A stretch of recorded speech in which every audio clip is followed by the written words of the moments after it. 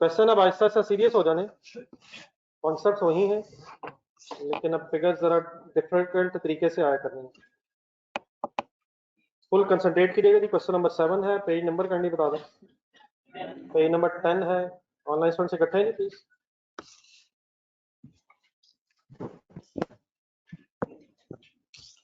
KPK Dairies is planning to introduce 3 energy flavored milk from 1st July 15। एक minute नीचे requirements में एक ही रिक्वायरमेंट है। Compute break even sales in packets and rupees.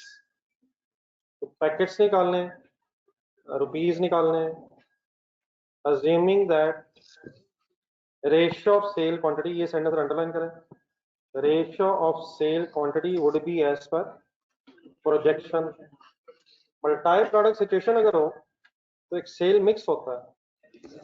Cell mix अभी तक जो आपने क्वेश्चन किए वो अवेलेबल था, 1, 4, 1, 3 वगैरह जो भी क्वेश्चन में था अवेलेबल था, लेकिन लास्ट सेंटेंस में मैंने अंडरलाइन करवाया इसे दोबारा पढ़िएगा। यहाँ वो कहता है assume that ratio of quantity sold की रेशियो वही होगी जो प्रोजेक्शंस में बता रहा है। तो क्या रेशियो कैलकुलेट भी की जा सकती है? आज ऊपर आप डेटा देखते हैं। 1 जुलाई 15 से प्लान ये है कि 3 तरह के एनर्जी फ्लेवर्ड मिल्क्स लॉन्च करने हैं। In this respect following projections word अब आता है, लास्ट क्लास में भी आया था। प्रोजेक्शंस का क्या मतलब? Budget. Following budgets have been made. Projections, budget, future की प्रोजेक्शंस। प्रोडक्ट्स के नाम उसने रखे हुए हैं C+, I+ and V+। Planned production है नंबर ऑफ पैकेट्स में 5,40,000, 2,75,000 एंड 1,85,000 पैकेट्स रिस्पेक्टिवली। सेल्स है नंबर ऑफ पैकेट्स, लग रहा है कि कुछ स्टॉक रखने का इरादा है। कितनी प्रोडक्शन का प्लान है C+ का, और बिकने कितने हैं, ये सारे बजट है। देन वो कहता है production cost per packet. Production cost per packet नहीं, जो वर्ड आ रहा है एज इट पढ़ ले, मैं बाकी बताता हूँ। मैंने कहा था मैं ये बैच का वर्ड फाइनल करता हूँ। यहाँ वर्ड पैकेट लिखा हुआ, direct material, direct labour, variable overheads और फिक्स्ड ओवरहेड्स, इन सब की मेन हेडिंग क्या है? Production cost per packet rupees दिए हुए, एक पैकेट की प्रोडक्शन कॉस्ट दी हुई है। अब्जॉर्प्शन कॉस्टिंग के एंगल से मार्जिनल, फिक्स्ड ओवरहेड्स भी आ रहे हैं। Selling and distribution cost per packet की हेडिंग है, उसमें भी वेरिएबल और फिक्स आ रहे हैं। एंड उसने एक टोटल कर दिया, टोटल कॉस्ट पर पैकेट, तो उसमें प्रोडक्शन कॉस्ट भी ले ली उसने और नॉन प्रोडक्शन कॉस्ट भी ले ली है। उसमें उसने फिक्स भी अगर ले ली है तो डेफिनेटली ये टोटल कॉस्ट पर पैकेट होगी, प्रोडक्शन नॉन प्रोडक्शन मिला के। मार्जिनल के एंगल से या अब्जॉर्प्शन के एंगल से? अब्जॉर्प्शन के एंगल से उससे बात कर दी। देन वो कहते हैं नेक्स्ट लाइन आपकी दो, इन एडिशन, इनके अलावा KDL will sell its products to a distributor at a commission of 5% of sale price। Underline करें। आज आप परसेंटेजेस में बहुत बहस होनी है, तो प्लीज अब ये बातें आहिस्ता आहिस्ता अंडरस्टैंड भी करनी है और जहन में भी रखनी है। किसका कितने % कमीशन? इस सेंटेंस से दोबारा पढ़ें। क्या कमीशन प्रोडक्शन एक्सपेंस है या सेलिंग एक्सपेंस है? एक और एंगल से देखें, क्या ये कमीशन फिक्स होगा या वेरिएबल होगा? फिक्स होगा, 5% फिक्स होगा।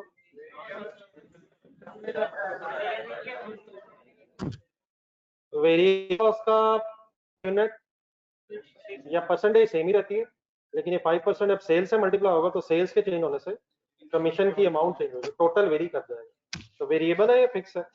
परसेंटेज फिक्स है लेकिन अमाउंट वेरी कर जाएगी। ज्यादा सेल तो ज्यादा कमीशन, कम सेल कम commission, zero sale zero commission, तो टोटल वेरी करेगा, इसी वेरिएबल कॉस्ट है। लेकिन एक और एंगल से देखें, किसका 5%? 100 बताएं क्या होगा? सेल प्राइस 100 होगी, 5 कमीशन होगा, तो सेल में से अगर कमीशन लेस कर दिया जाए, नहीं contribution, sale minus commission is equal to contribution. Sale अगर 100 होगी तो कमीशन 5 है, sale price net of commission अगर समझना हो तो वो 95 हो, सेल में से कमीशन अगर लेस कर दिया जाए तो फिर वो 95, नेट सेल नहीं, नेट ऑफ कमीशन, सिर्फ कमीशन। अब ये बोलना जरूरी नहीं है, लेकिन अगर सेल में से कमीशन, अच्छा कमीशन में से है क्या, इनकम है, तो 100 रुपए अगर सेल प्राइस है, 5 रुपए अगर कमीशन है, तो इनको आपस में माइनस करके 95 को पूरा ही बोला जा सकता है।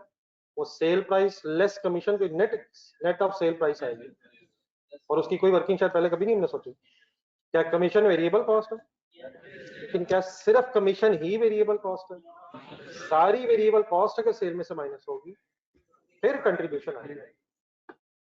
और सारी से मुराद के, सारी मीन सारी प्रोडक्शन हो, नॉन प्रोडक्शन हो, ऑब्वियसली इस नॉन प्रोडक्शन में ये कमीशन भी शामिल होगी। What is 100, what is 5, what is 105, minus होना इसने, व्हाट इज 95 अगर बोलना ही हो तो, sale price net of commission, net sale price after commission. आगे, and expects to earn a contribution margin of 40% of net sale। Net sale को explain कर दिया उसने, सेल माइनस डिस्ट्रीब्यूटर कमीशन, इसमें से क्या माइनस करके वो नेट सेल बना रहा है। अब आपने चले जाना है ये सेंटेंस पढ़ के गलत तरफ, लेकिन मेरा सवाल प्लीज गौर से सुनिएगा, क्या चीज बताई हुई है 40% उसमें?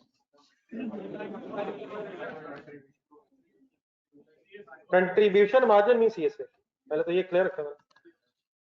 सीएस रेशो उसने 40% बताई है, लेकिन किसको बेस रखते? What is 100?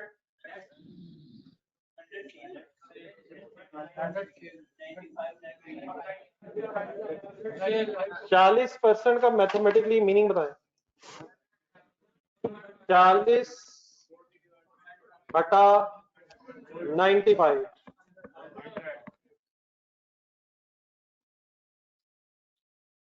40% का मैथमेटिकली मतलब 40 बटा 100, 40% of net sale. What is 100?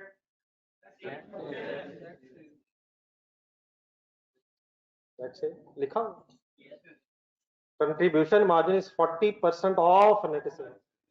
पिछले 5% में ध्यान रखो। What is 100? अपनी तरफ से कोई वर्ड नहीं लगाना, ना कम लगाना है ना ज्यादा करना है, जो लिखा वो पढ़ना। Commission 5% of net cell.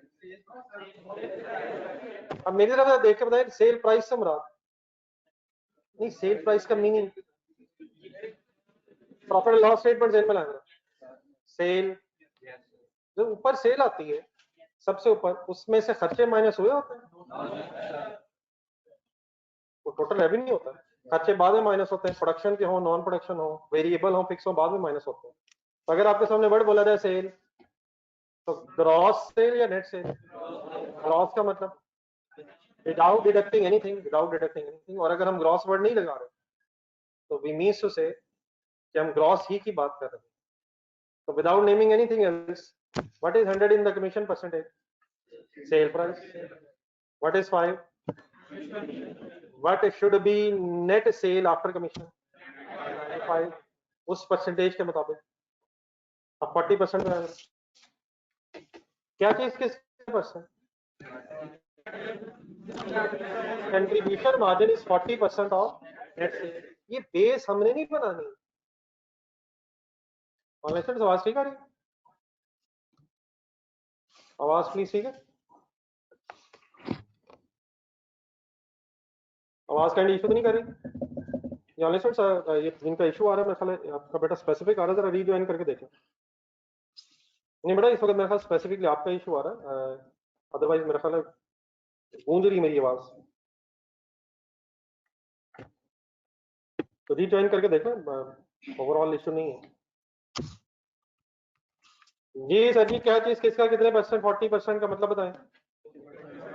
Contribution margin is 40% of net cell. बात मैं ये कर रहा था, ये बेस हमने नहीं बनानी। मसलन एग्जामिनर अगर हमें के प्रॉफिट इज 20% ऑफ कॉस्ट, तो हम कॉस्ट को काट के कर देंगे सेल। हम कॉस्ट को कैसे पढ़ेंगे? What is 100? Cost is 100, 20 is profit, therefore sale price is 120। Accordingly use करेंगे इस परसेंटेज को। अगर कहे वो प्रॉफिट इज 20% ऑफ सेल, तो sale is 100, profit is 20, therefore cost is 80, balancing figure. अब 100 में तो प्रॉफिट पहले ही होगा। तो ये बेस किसने रखनी है? एग्जामिनर ने। नहीं रखेगा तो हम खुद अपनी सोच लेंगे। क्या दोनों परसेंटेजेस वो बेस बता रहा है? कमीशन उसने 5% किसकी बेस पे बताया है, और जिसकी बेस पे बता रहा है वो 100 होता है। कंट्रीब्यूशन मार्जिन उसने किसकी बेस पे बताया है? तो what is 100 in this case? Net sale. What is the meaning of net sale in this question? Sale minus distribution commission.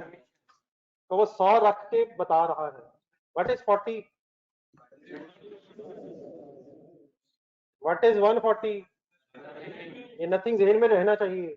What is 60? कौन सी वेरिएबल कॉस्ट? थोड़ी सी हिम्मत और टोटल वेरिएबल कॉस्ट, लेकिन इंक्लूडिंग कमीशन या excluding commission? What is 100? Net sale. What is the meaning of the net sale in this example? Minus कौन सा कमीशन? वो उसने पहले माइनस कर दी है उस 100 में से जो रखा, जिसे 100। फिर 40 बता रहा है कंट्रीब्यूशन। 100 और 40 के दरमियान में एक 60 बनता है।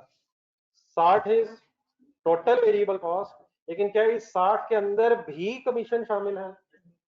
क्या सेल में से माइनस भी हो गया है और खर्चों में शामिल भी हो गया है? या अगर सेल में से उसने माइनस कर दिया है, तब वेरिएबल कॉस्ट में सारा वेरिएबल खर्चा तो होगा, सवाए किसके? असूलन क्या होना चाहिए? सेल ली जाए ग्रॉस और खर्चे सारे लिखे जाए उसके बाद, और खर्चों में अगर कमीशन भी है तो सेलिंग एक्सपेंसेस के तौर पे अलग लिखा जाए। लेकिन एग्जामिनर ने ये परसेंटेज बनाई कैसे है? किसको 100 रखा है और नेट सेल में से क्या लेस कर चुका है, और 40 क्या बता रहा है, और 60 क्या होगा? लेकिन क्या इस वेरिएबल कॉस्ट में कमीशन भी होगा, या कमीशन कहाँ से लेस हो गया हुआ है? असूलन वहां नहीं लेस होना चाहिए था। कहाँ शामिल होना चाहिए था? खर्चों में। वापस है 5% commission. What is 100? What is 5? What is net sale after commission according to that percentage? 95। अब नीचे है व्हाट इज 100? हमारी भी समझ नहीं आ रही। कभी हम कहते हैं 95, कभी हम कहते हैं 100। परसेंटेजेस में बेस बदल गई। क्या वही 95 जो वहां है वही उसने बेस रखा है कंट्रीब्यूशन मार्जिन बनाते हुए? इसमें दो हिस्से बड़ा हो गए आपके पास। फिलहाल ये वर्किंग थोड़ी सी नहीं, लेकिन बाकी से एक्सप्लेन करते हैं अभी हम। पेज के नीचे जगह है, इसके राइट साइड लेफ्ट साइड पे थोड़ी जगह बनाया था, बल्कि मुझे पहले लिख लेने दें, फिर देखें कितनी जगह चाहिए। ये परसेंटेजेस मुझे एक्सप्लेन करवाएं।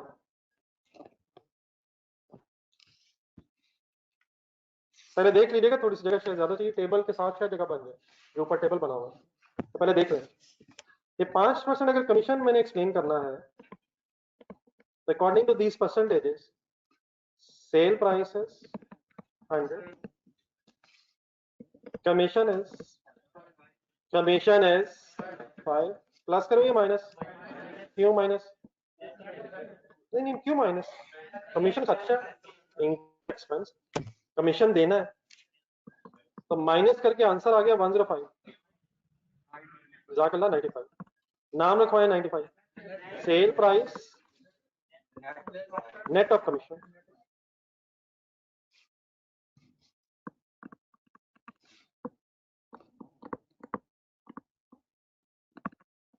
तो ये मैंने एक्सप्लेन किया जो 5% वो बता रहा था। Any confusion? अब आए अगले 40%। बताएं kindly what is 100? Net sale को जरा एक्सप्लेन करना। Cell price net of commission लिख दूं या माइनस या नेट ऑफ? क्या cell price net of commission को उसने बेस बनाया है कंट्रीब्यूशन मार्जिन बताते हुए? इसके सामने क्या लिखो? जाने दें यार, सही कह रहे हैं यार। 40% ऑफ नेट सेल, तो 40% मैथमेटिकली मींस 40/100। साथ साथ मेरे मैं कंप्लीट करता हूं जो आपके पास ज़हन में आ रही है बात। According to 40% of net sale is 100। ठीक है। What is the amount of contribution percentage sorry of commission contribution 40। ठीक है। अब इसमें डिफरेंस क्या आ रहा है? 60। यकीनन क्या आ रहा है 60 में? कौन सी वेरिएबल कॉस्ट? सारी वेरिएबल कॉस्ट, सारी वेरिएबल, प्रोडक्शन हो नॉन प्रोडक्शन हो, लेकिन including commission excluding commission? Including commission क्यों नहीं? वो कहां से लेस कर दिया उसने? असूलन क्या करना चाहिए था? खर्चों में शामिल करके लेस करना चाहिए था और सेल ग्रॉस लेता, लेकिन परसेंटेज बनाते हुए उसने नेट सेल में से कमीशन लेस कर दिया है। देयरफॉर इस 60 में अब सारी प्रोडक्शन और नॉन प्रोडक्शन कॉस्ट होगी सवाए किसके? It is total variable cost excluding commission. क्या है? कमीशन वेरिएबल कॉस्ट में शामिल होना नहीं चाहिए? होना चाहिए, लेकिन एग्जामिनर ने आपको इम्तिहान कैसे लिया है? वो उसने सेलिंग प्राइस में से लेस कर दिया है और बाकी इसका मतलब जो वेरिएबल कॉस्ट है वो विदाउट कमीशन 60 में आ रही होगी। अब इस सारी स्टोरी का मतलब ऐसे एक सेकंड देख लेते हैं, बाकी पर आप नोट कर लें। अगर हमें कहीं से total variable cost excluding commission मिल जाए, क्या वर्ड बोला मैंने? तो वो 60% के बराबर होगी। अगर वो 60 मिल जाए तो डिवाइड बाय 60 करके इनटू 100 करके हम वो सेल प्राइस ढूंढ लेंगे जो नेट ऑफ कमीशन है। अगर क्या मिल जाए तो क्या ढूंढ लेंगे? Total variable cost without excluding commission मिल जाएगा, तो वो 60 हो जाएगी, डिवाइड बाय 60 हो जाएगा, इनटू 100 अगर करूंगा तो क्या निकल आएगा? नेट सेल प्राइस हमारे पास आ जाएगी नेट ऑफ कमीशन। लेकिन वो जो 100 आएगा पिछली इक्वेशन के मुताबिक 95 के बराबर होगा, और फिर क्या ग्रॉस सेल भी निकाली जा सकती है डिवाइड बाय 95। तो किधर से अगर क्या निकला है तो किधर क्या निकल आएगा?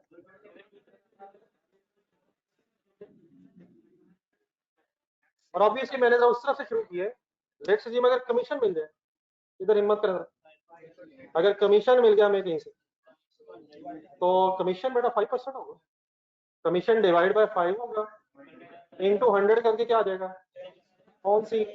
ग्रॉस सेल आ जाएगी, और डिवाइड बाय 5 इंटू 95 करके नेट सेल भी आ सकती है। और अगर इधर नेट सेल आ गई, नहीं इधर का नेट सेल आ गई, तो उस रेशियो में जाएंगे तो वहां 100 के बराबर हो जाएगी और हम 60 भी निकाल सकते हैं और 40 भी निकाल सकते हैं। तो कोई और एक फिगर सब में से आ गई तो अकॉर्डिंगली हम यूज करके उसे वर्किंग कर सकते हैं। एग्जामिनर ने किया ये है आपको तंग करने के लिए। अब लास्ट वाले वर्ड सुना जरा। उसने आपको कमीशन की परसेंटेज बताई 5% बेस्ड ऑन सेल, और आपको फिर उसने कंट्रीब्यूशन सेल्स की बेस पे बताने की बजाय नेट सेल की बेस पे बता दी। In other words net sale जो 100 है according to the 40% commission, sorry 40% contribution, वही नेट सेल 40% ऑफ कमीशन जो है वो उसने 95 रखा हुआ है कमीशन की परसेंटेज बताते हुए। वही जो कंट्रीब्यूशन की परसेंटेज बताते हुए उसने 100 रखा है, वही 100 कमीशन की परसेंटेज बताते हुए 95 हो गया है, क्योंकि वो ग्रॉस सेल की बेस पे। बाकी मेरा ख्याल लाइट की वजह से मेरी आवाज ठीक नहीं आ रही, आ तो रही है सही लेकिन दिल नहीं मान रहा।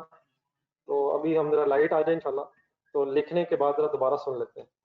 लाइट अगर ना हो तो आवाज भी ठीक नहीं सुनाई देती। तो अब ये जरा कहीं थोड़ी सी जगह कहीं ढूंढना, मेरा ख्याल है कि टेबल के साथ भी जगह बन सकती है, लिखें एक जगह इसलिए ताकि ये मैं चीजें आपको बार बार कुछ दिनों बाद फिर दिखा सकूं। जी ऑनलाइन स्टूडेंट्स, आपने कुछ मेरी बातें फॉलो की, बाकी डेफिनेटली भी मैं वर्किंग करता हूँ डिटेल में।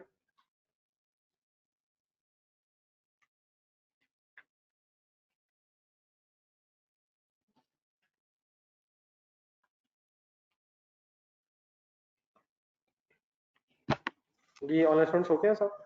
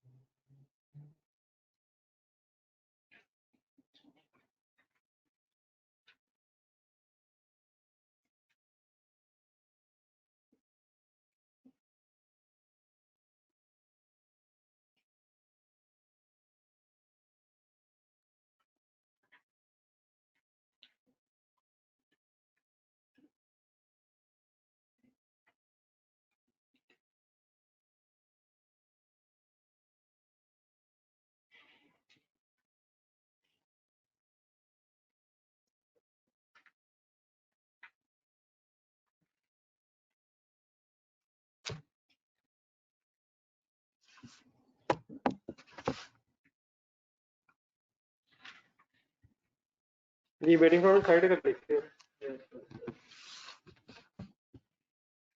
कैसा एक्सपीरियंस है कल घर पढ़ने में। नहीं आपने सोचना है ना कल सुबह कैसा एक्सपीरियंस था, आपको अंदाजा नहीं था कि ये सवाल हो सकता है, तो अब अपना अपना एक्सपीरियंस नहीं है बोला घर पढ़ने का एक्सपीरियंस कैसा रहा। अगली दफा प्लान बन गया। कल कौन सा वेरिएंस आया, कैपेसिटी वेरिएंस फेवरेबल रहा या एडवर्स रहा, इसका मतलब प्लान किया ही नहीं। प्लान किया ही नहीं तो वेरिएंस आता ही नहीं। अगर बजट ना बना, किसी को पता है अगर बजट ही ना बनाया तो वेरिएंस कभी भी नहीं आता, बल्कि अगर आए तो हमेशा फेवरेबल ही होता है, सोचने से भी फेवरेबल हो जाता है। सोचा ही नहीं था पढ़ाई का, सोचने से फेवरेबल। हाँ जी, सोचने से टाइम वेस्ट करने की बजाय हमने सोचा भी नहीं। किस टाइम पढ़ाई शुरू की और कब खत्म हुई।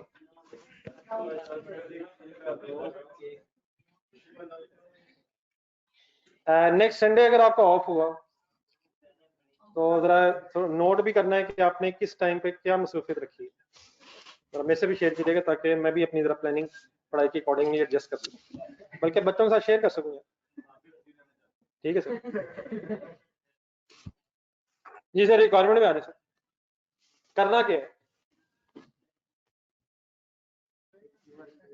भाईजान, करना क्या है, जिसने कहा है सवाल किया वही बताए, रिक्वायरमेंट जैसे भाईजान बताएं। ये सवाल अब ऐसे ऐसे शुरू हो गए हुए हैं, ऐसे ऐसे सवाल शुरू हो गए हैं कि रिक्वायरमेंट्स भी समझना मुश्किल हो जाता है, लेकिन बाला ये मुश्किल नहीं है। ब्रेक इवन क्या निकालना है, पैकेट्स निकालने हैं। हाँ जी, ब्रेक इवन सेल्स निकालनी पैकेट्स में भी और रुपीज में भी, और साथ एक अज्यूमिंग भी कह रहा है। ठीक है सर, अज्यूमिंग भी कह रहा है। हाँ इधर अज्यूमिंग पहले फाइनल करना, बाकी काम बाद में करते हैं। तो कहते हैं assuming that ratio of quantity sold would be as per projections. एक सवाल पीछे जाए जरा, क्वेश्चन नंबर 5 ढूंढे जरा हाइड्रा। इसमें कोई रेशियो ऑफ क्वांटिटी बताई हुई है sale, ratio of sale quantities 1 3 4। इससे नीचे वाले क्वेश्चन नंबर 6 में रिक्वायरमेंट 1 में कितनी बताई हुई है और अगली में। और अगर हम वैसे ही जहन में रहे मैकियाटो काफी दूर है, पेज नंबर 34 शायद 1:4 रेशो दी हुई थी। अभी तक जो हमने क्वेश्चंस किए मल्टी प्रोडक्ट सिचुएशन में, उसमें रेशोज गिवन होती थी, लेकिन यहाँ वो क्या कह रहा है जिस रेशो में प्रोजेक्शंस में सेल है, प्रोजेक्शंस में जो सेल्स की रेशो है उसी रेशो में ये क्वांटिटी सेल होनी है। सेंटेंस के साथ ट्रांसलेशन कर लें। अज्यूमिंग, क्या assuming? That ratio of quantity sold would be as per, किस रेशो में ही क्वांटिटी सेल होंगी? जो प्रोजेक्शंस में रेशो है। मसलन ऊपर आएगा डाटा में, क्या कोई सेल की क्वांटिटीज आपके पास है?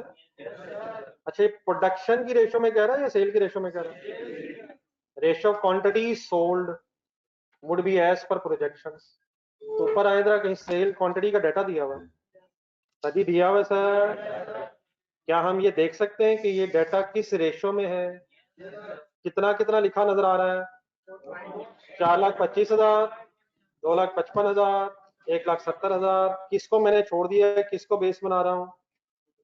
प्रोडक्शन को छोड़ा हुआ मैंने। प्रोडक्शन क्यों छोड़ दिया? सेल की क्वांटिटी की बेस पे प्रोजेक्शंस में जाना है आपने। इसका क्या तरीका हो सकता है? हमें कैसे पता कि सी, आई और बी प्लस? कैलकुलेटर उठाएं, पहले एक रफ सी वर्किंग कैलकुलेटर पे करें। बड़ा होना पड़ना है सर, हर एंगल से पता होना चाहिए, मैथ्स चलना चाहिए ज़हन में। 425 लिखे कैलकुलेटर पे, प्लस 225 करें, 255 करें सॉरी, और प्लस 170 करें। ये क्या करवाया मैंने? ये मैंने टोटल सेल लिखवा दी आपको, 8,50,000 शायद बना, 8,50,000 के। अब क्या हम देख सकते हैं टोटल सेल में सी, आई और वी का कितना कितने परसेंट बनता है? लिखें कैलकुलेटर पे, क्या 4,25,000 डिवाइड बाय 850 इंटू 100 भी हो सकता है, सब कुछ करें लेकिन आहिस्ता आहिस्ता करें। 4,25,000 डिवाइडेड बाय 8,50,000 किसने किया सर? एक आंसर आया आपके पास 0.5। इसको अगर परसेंटेज में कन्वर्ट करना हो तो इंटू 100 कर लें, 50%। इस 50% का मीनिंग सुने। The quantity sold of C plus is 50% of the total sale. Repeat करें सेंटेंस।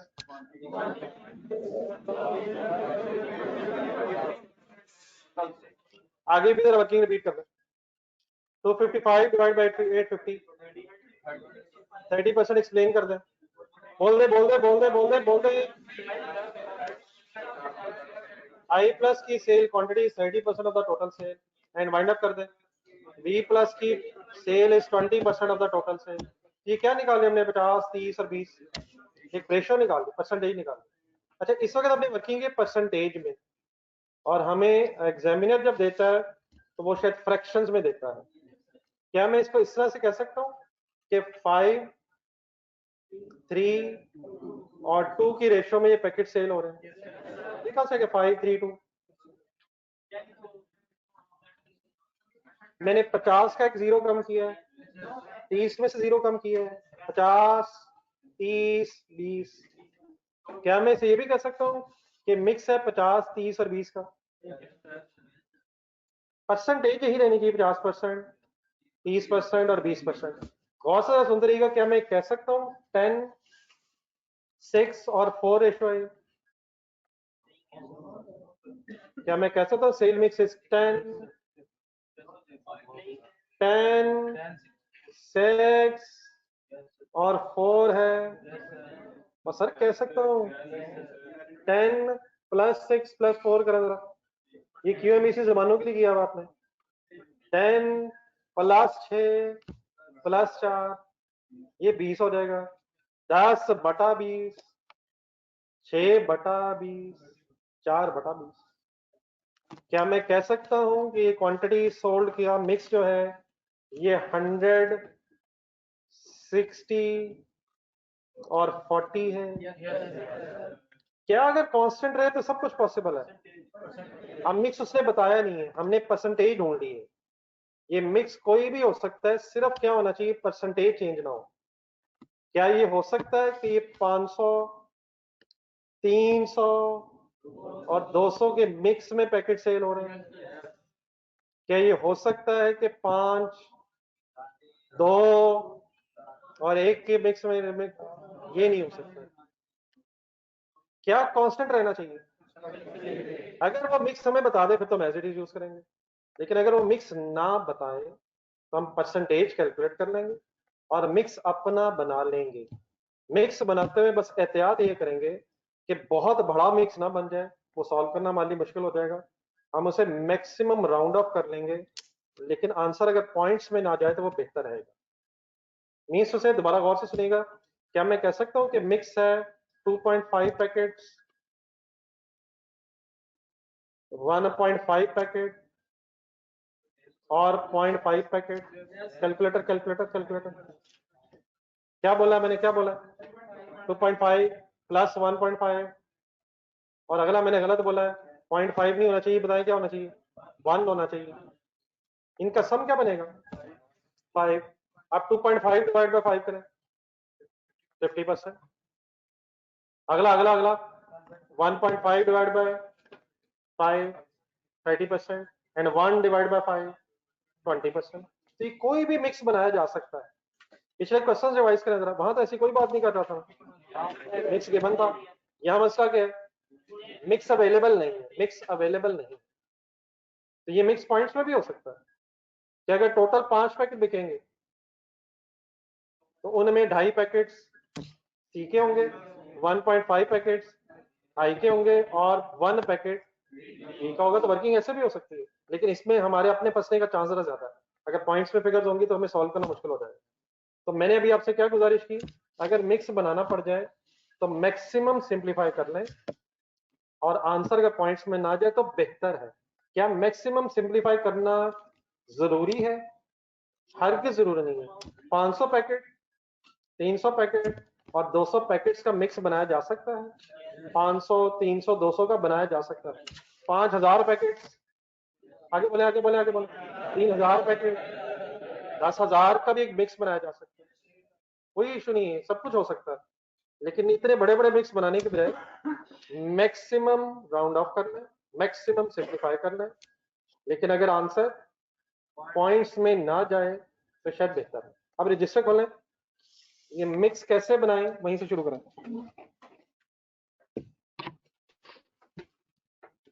सॉल्व करना क्या है, चले पहले हेडिंग वही लिखें। जी ऑनलाइन स्टूडेंट 7, ये मिटा दो, ये जो परसेंटेजेस लिखेंगे। ये स्टूडेंट्स, ये जो मैंने परसेंटेजेस आपके सामने काइंडली लिखी हुई हैं, इनको मिटा दो।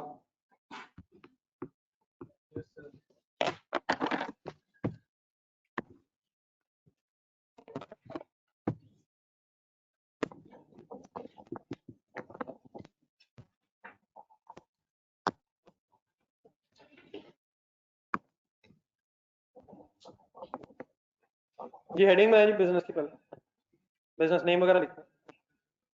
साफ सुथरी वर्किंग कीजिएगा काइंडली, ये क्वेश्चन आपको बार बार रिवाइज करना पड़ना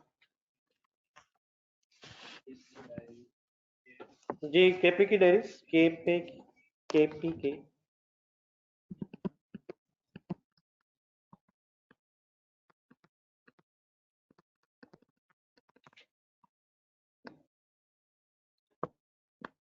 इस कमिंग वीक में ज्वाइंट बाय प्रोडक्ट भी आ रही है, तो कोशिश करें साथ साथ चलें, सब कुछ इंशाल्लाह रिवाइज होता रहेगा। तो वर्ड सुना मैं, ज्वाइंट बाय प्रोडक्ट 1000 साल बाद। चले 1000 साल बाद इस क्वेश्चन की रिक्वायरमेंट की हेडिंग बना, break even sales in packets and piece.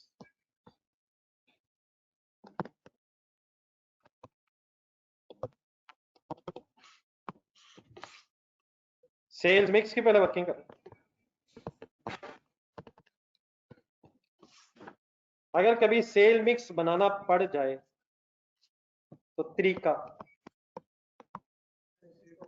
Sales का टोटल करें जो भी किया आप लोगों ने, और कैसे मिक्स बना लें। 4,25,000 डिवाइडेड बाय 8,50,000, 50% लिखो या इंटू 100 चलें। 50% का मीनिंग क्या है? टोटल सेल में 50% सी प्लस के यूनिट्स होंगे, के पैकेट्स होंगे। जी sir, I plus 255 divided by 850 into 100, 30%. V plus 170,000 divided by 850 multiplied by 100 is equal to 20%.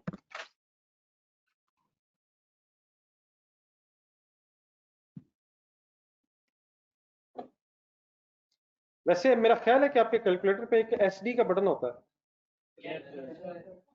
वो फ्रैक्शंस में भी कन्वर्ट कर देता है, लेकिन वो फ्रैक्शंस में जब कन्वर्ट करता है तो बेस समटाइम्स अपनी मर्जी की रख लेता है। जरा एक सेकंड जरा ये फ्रैक्शंस में कन्वर्ट करके बताया आपके कैलकुलेटर क्या जवाब देता है आपको? एसडी का पता किसी को? 1/2 आप जिसे मसला कर दिया ना, चले ठीक है 1/2 ठीक है। दूसरा क्या है? करें 3/10 कह रहा है, आगे करें, ये क्या सही रहा है, लेकिन हर एक की बेस अलग बता रहा है। 1/2 बिल्कुल ठीक कह रहा है 50%। दूसरा क्या कह रहा है? 3/10 बिल्कुल सही कह रहा है, असल में पॉइंट्स में नहीं जाना चाह रहा। और 1/5 बिल्कुल सही कह रहा है, लेकिन आप इस तरह नहीं कर सकेंगे क्योंकि आप बेसिस डिफरेंट हो गई, बेस सेम रखें। तो आए इसकी बेस को ठीक कर लें जरा। 1/2 को अभी अगर हम और पीछे लाए तो इसने 1/2 ने फिर पॉइंट्स में चला जाना, तो इसे वापस आगे ले जाए 10 में। 10 में कैसे बोले इसे? 5/10। और आखिरी कौन सा आंसर आया था? 20%। 1/5। 1/5 को 10 की फ्रैक्शन में कैसे लेके जाए? 2/10। ये पता किसी को क्या हो रहा है? दोनों तरफ जरब हो रही है, वही यार बचपन यार। तो सबकी बेस सेम करना है, लेकिन बोर्ड पे देखें आसान इसका तरीका वाइंड अप करें। यहाँ तक लिखिए 50 30 20। एक सेकंड आप आगे ना लिखें, एक मिनट सुने पहले। इसको मैं इस तरह लिख लूं 50 30 20, 50 30 20। नहीं एक मिनट, वो जो मैंने अभी क्या अप्लाई करता हूँ मैं 50%, 30%, 20%। मैंने क्या अज्यूम किया है कि अगर 100 पैकेट्स का ग्रुप बनाया जाए तो उसमें 50, 20 और 30 होंगे। ये 100 कहां से बीच में आ गया? जमा हुआ है 50, 30, 20, 100। तो क्या अगर ये सेल मिक्स बना लिया जाए तो गलत हो जाएगा? बिल्कुल ठीक हो रहा है, कोई इशू नहीं है। अगर एग्जामिनर सेल मिक्स ना बताए तो सेल मिक्स आपको बनाना पड़ेगा। मेरी सजेशन ये है कि सेल मिक्स को मैक्सिमम सिंप्लीफाई कर लें, लेकिन अगर पॉइंट्स में ना जाए तो हमारे लिए जरा आसानी रहेगी। आप बताएंगे मैक्सिमम ये कहां तक सिंप्लीफाई हो सकता है? वैसे क्या ये हो सकता है 10, 6 और 4? सर जी हो सकता है यार, कैसे कैसे? अब टोटल 20 हो गए, 50%, 30% एंड 20%। लेकिन और सिंप्लीफाई हो सकता है विदाउट आंसर इन पॉइंट्स। एक स्टेप में और आ सकते हैं हम 5 3 2। इससे नीचे में रखना जाने की कोशिश की अगर हमने तो फिर आंसर पॉइंट्स में कहीं ना कहीं जरूर आ जाए। वो भी गलत नहीं होगा, लेकिन हमारे लिए जरा खुद सॉल्व करना मुश्किल हो जाए। तो अगर एग्जामिनर मिक्स ना बताए तो मिक्स हम खुद बना लेंगे और मिक्स को मैक्सिमम सिंप्लीफाई कर लेंगे।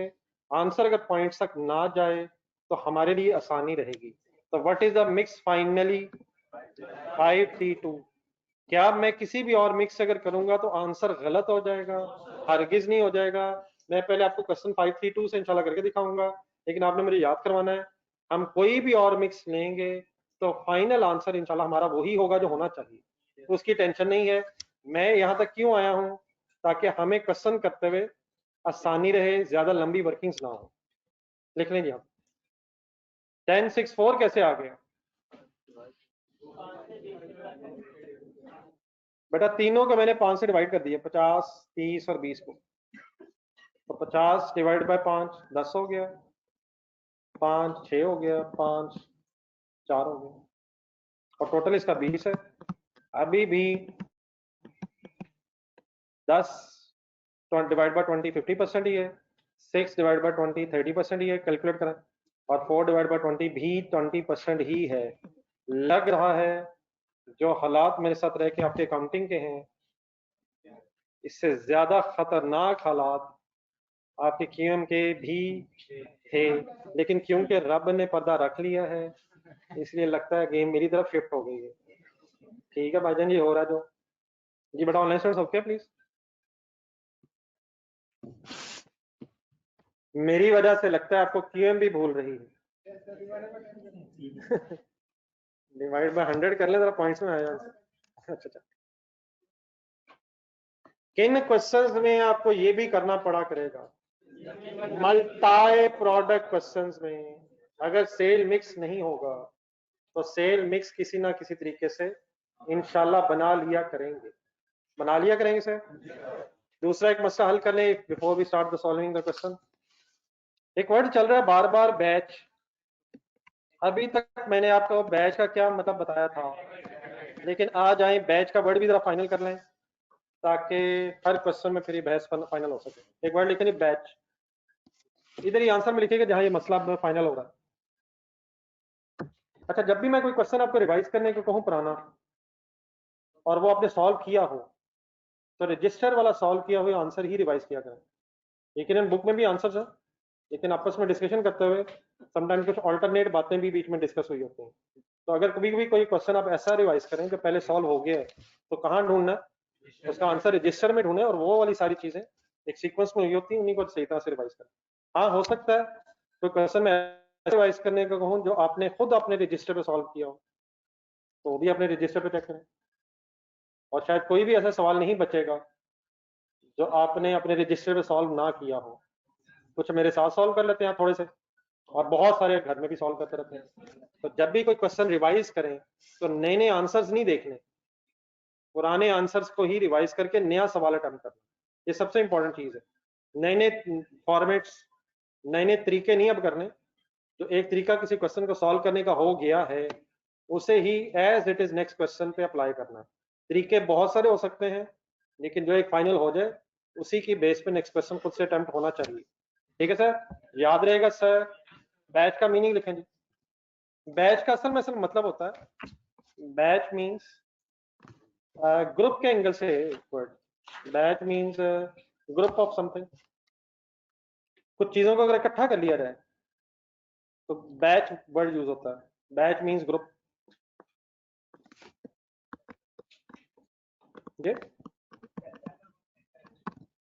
जिससे इस वक्त स्टूडेंट्स का एक बैच है, FM1 की क्लास का एक बैच है, सेकंड बैच स्टार्ट हो रहा है। सेकंड बैच का मतलब क्या होता है, एक नया बच्चों का ग्रुप इकट्ठा हो रहा है। तो batch simply means group of some items according to businesses.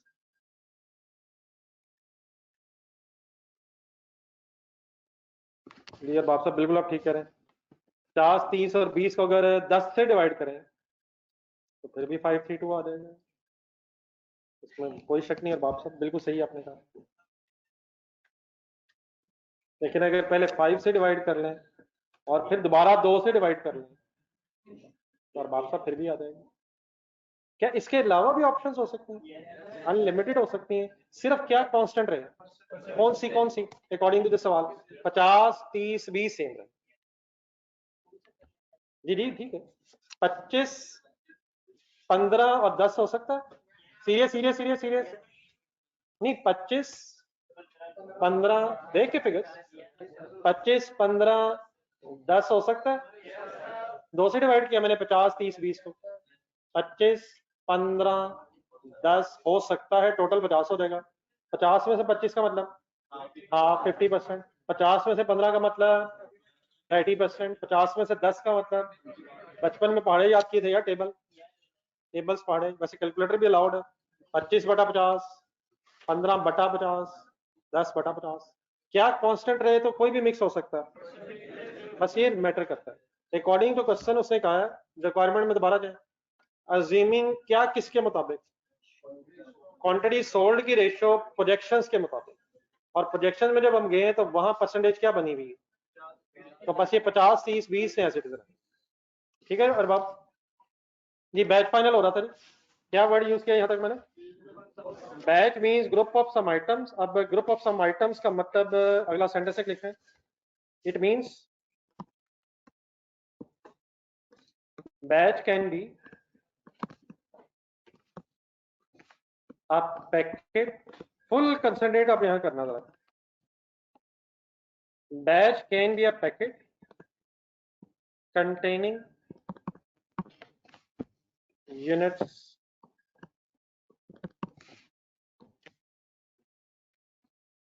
Ji meaning बता। नहीं यहां मैंने बैच कहा किसे, पैकेट को जो यूनिट्स को, पढ़े पढ़े पढ़े पढ़े, पैकेट को मैंने बैच बोला है या यूनिट्स को? पैकेट को बैच कैसे बोल दिया मैंने? उसके अंदर कुछ यूनिट्स हैं, उन्हें इकट्ठा किया तो एक पैकेट के अंदर इकट्ठा करके वो पैकेट एक बैच बन गया। बैच कहते हैं किसे? नहीं बैच कहते किसे? नहीं आप उसे कहते किसे? ग्रुप को कहते हैं। तो यहाँ मैंने किसका ग्रुप किस में इकट्ठा कर दिया? कुछ यूनिट्स का ग्रुप एक पैकेट में इकट्ठा कर दिया। तो packet containing units is a batch. Packet या units? Packet is a batch या units a batch?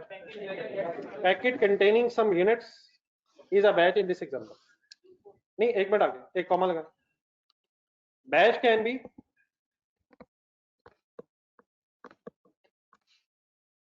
a box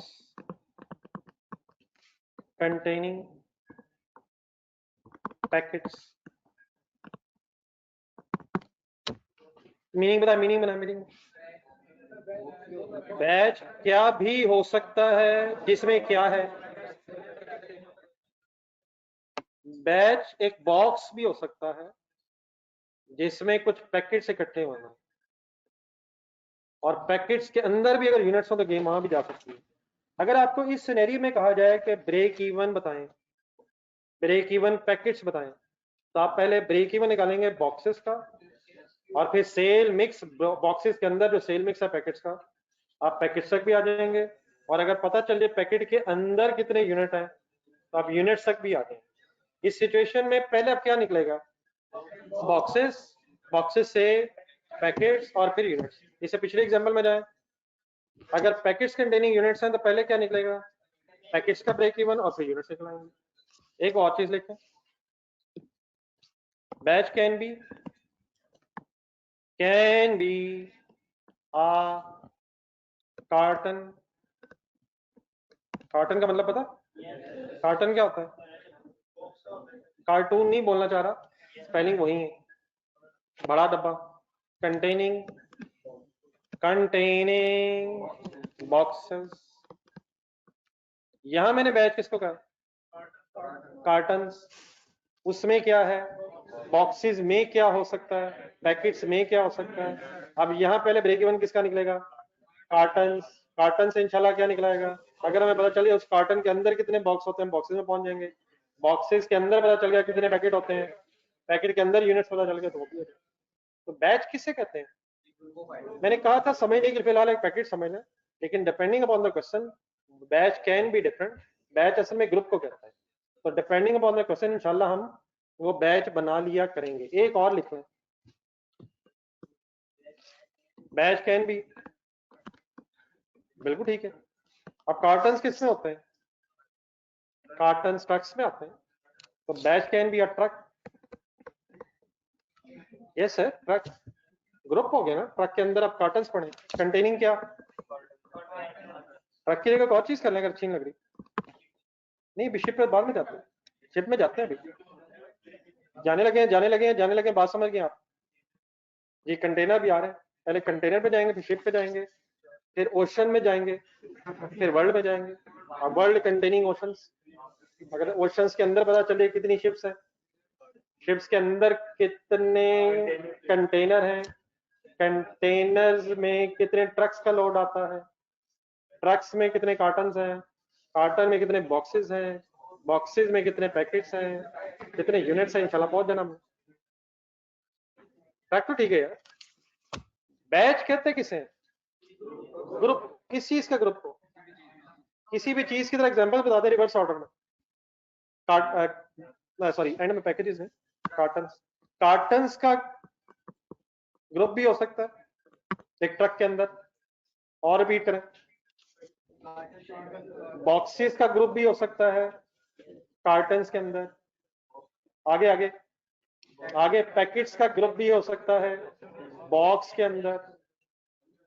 units का ग्रुप भी हो सकता है पैकेट्स के अंदर। मैंने उलट बोलने की कोशिश की, आप सीधा कर देना शुरू से। बॉक्स सॉरी बैच क्या क्या हो सकता है? पैकेट भी हो सकता है कंटेनिंग सम यूनिट्स, आगे बॉक्स हो सकते हैं कंटेनिंग पैकेट्स, कार्टन हो सकते हैं, बॉक्सेस। कितने ट्रक्स बेचे कि ब्रेक इवन हो गए, ये निकाल लिया अगर हमने, और हमें पता चल गया पता चल गया कि एक ट्रक में कितने कार्टन आते हैं, तो ब्रेक इवन ट्रक से ब्रेक इवन कार्टन, उससे बॉक्सेस, उससे पैकेट्स और उससे यूनिट्स तक भी आया जा सकता है। ठीक है, अब मेरा ख्याल एक सेक्टर लगा ही लेते हैं, वरना आई होप कि आपको पता चल गया गेम आगे जा सकती है। अब क्वेश्चन देख के बताएं, क्वेश्चन देख के बताएं और सेल मिक्स ढूंढ के बताएं। इस क्वेश्चन में फाइनली हमारा बैच क्या है नहीं बता, देखे देखे अब तसल्ली से देखें। ये 5 3 2 क्या निकाला हमने फाइनल सेल मिक्स, ये 5 क्या है? 5 पैकेट किसके, 2 पैकेट 3 पैकेट किसके और 2 किसके? ये यूनिट्स दिए हुए या पैकेट्स दिए हुए? और 10 क्या होगा?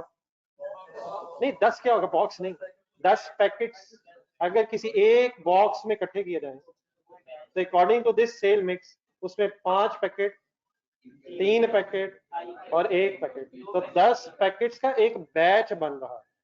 और इस यहाँ इस बैच को एक बॉक्स समझ लें, तो समझ आ रही मेरी?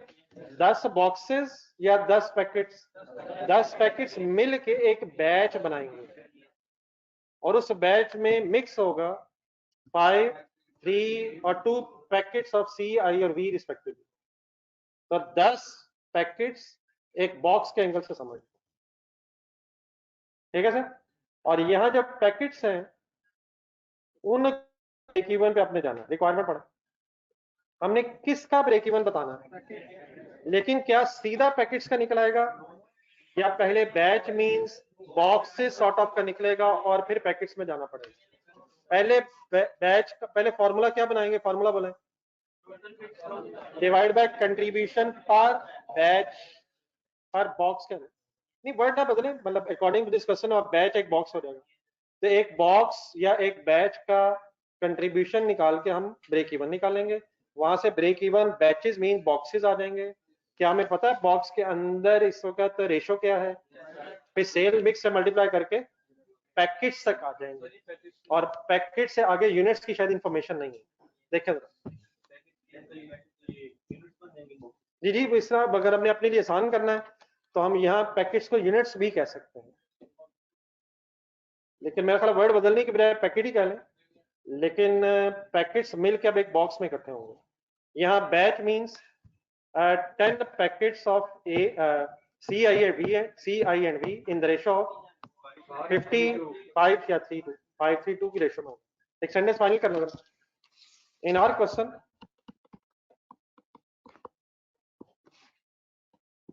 ये ऑनलाइन स्टूडेंट्स को चांस दे रहे हैं। A batch will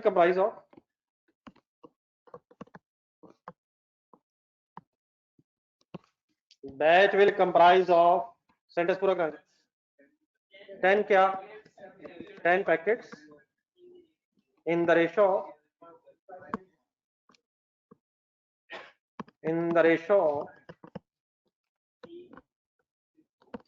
हाँ जी 50-30% का परसेंटेज कहना है या simply 5:3:2 in the ratio 5, 3 and 2। अब 10 पैकेट्स हमने लिखे हैं तो उसके एंगल से 5:3:2 लिख रहा हूँ। In this question in our question in our question हमारे सवाल में batch will comprise of 10 packets in the ratio of, अब यहाँ बैच का मीनिंग क्या हो गया, एक ऐसी चीज जिसके अंदर 10 पैकेट इकट्ठे हैं, तो अब उसे बॉक्स कहना चाहे तो बॉक्स कहना, अंडरस्टैंडेबल है सर? तो बैच किसे कहते हैं, ग्रुप को कहते हैं, और ग्रुप अकॉर्डिंग टू सवाल बदल सकता है। आई होप कि क्लियर है। या करना क्या है, ब्रेक इवन सेल्स पैकेट्स में निकलनी तो है, लेकिन हमेशा याद रखें पहले बैचेस आएंगे तो मल्टाई प्रोडक्ट सिचुएशन में सेल मिक्स से मल्टीप्लाई होंगे। ये फार्मूला बताएं, मायूसी खत्म कर दें यार। Total fix cost divide by क्या, डिवाइडेड बाय क्या, कंट्रीब्यूशन पर बैच पर बॉक्स।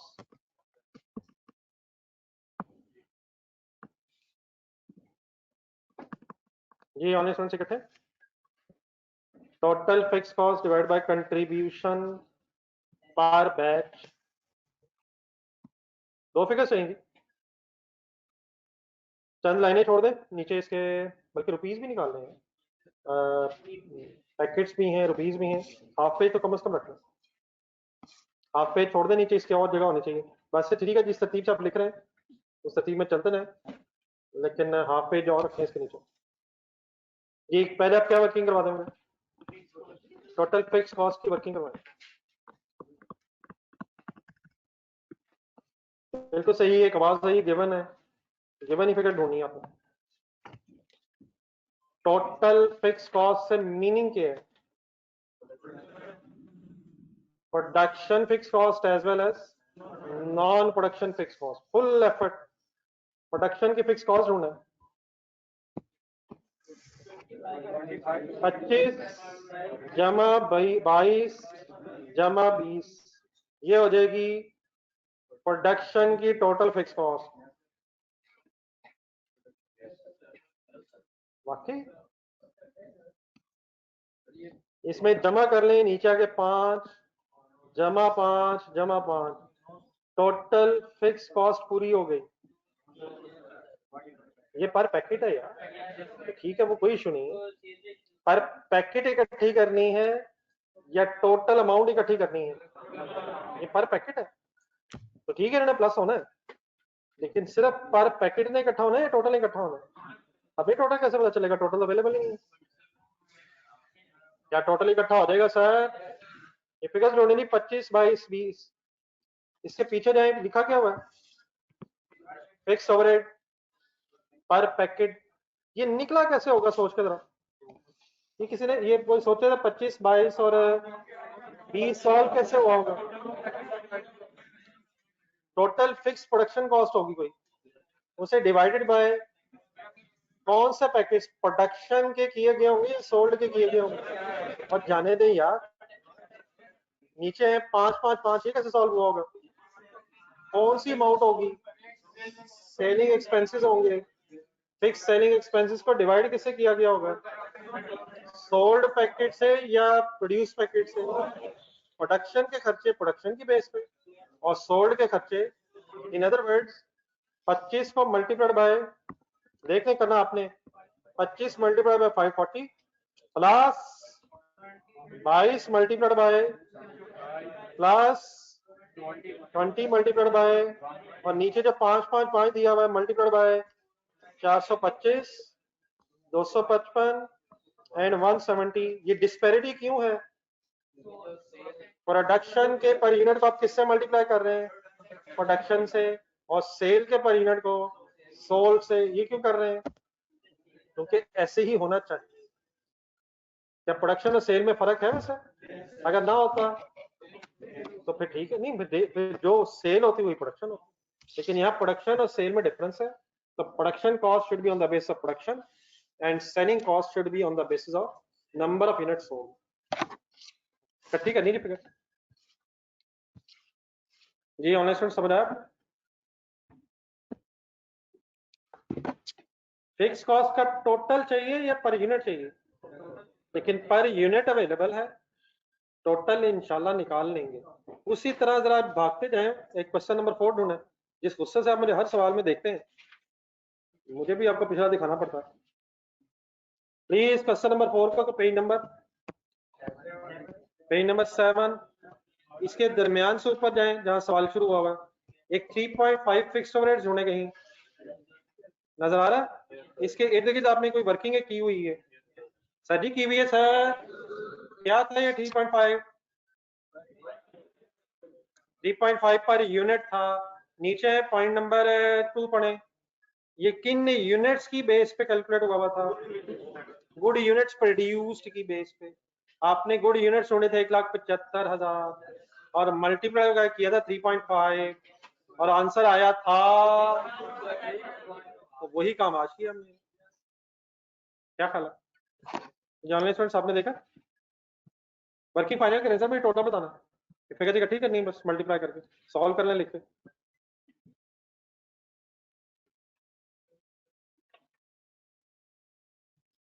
$540 मल्टीप्लाइड बाय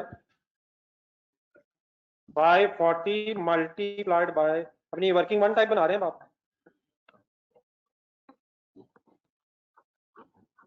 ये बड़ी बड़ी फिगर्स होंगी, इकट्ठा कर लें। अच्छा तो इकट्ठे करें।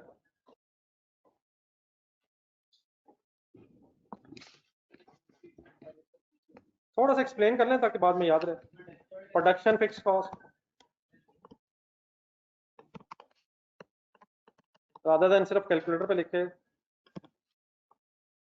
C प्लस एक वर्किंग बोल दें 540 इंटू 25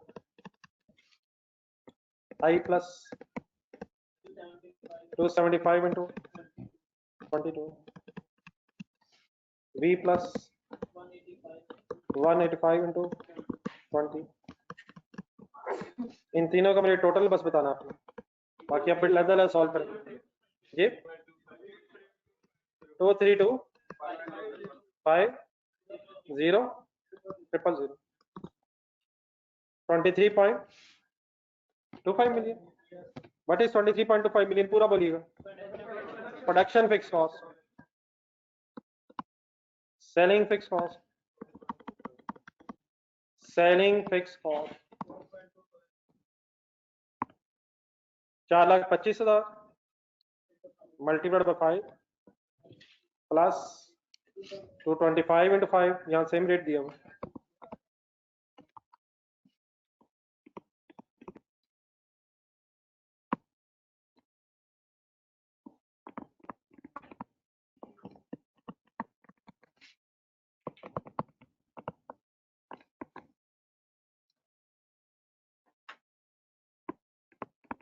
असल में जो प्रॉब्लम बनता है वो ये है कि चीजें हैं बहुत ज्यादा, साथ साथ अगर प्रैक्टिस हुई हो तभी एंड में रिवीजन पॉसिबल है, और जितनी हो जाए उतनी कम है। सोचना मस्ट है, बाकी इंशाल्लाह यकीनन कोशिश करेंगे कि साथ साथ मिलजुल के जो मसाइल आ रहे हैं उनको रिजॉल्व किया जाए। तो आपने कोशिश पूरी की है अमेरिकनों पे, बस उसका नाम लिखना रह गया है। तो नाम लिखना जरूरी नहीं था, वो तो आप आज भी लिख सकते हैं जाकर। टोटल बताइएगा सिर्फ सेलिंग फिक्स कॉस्ट का 4,250,000 and finally what is the grand total, what is the name of this grand total? Total fixed cost is sum of production and non production fixed cost, sum आ जाएगा sorry 27.5 million.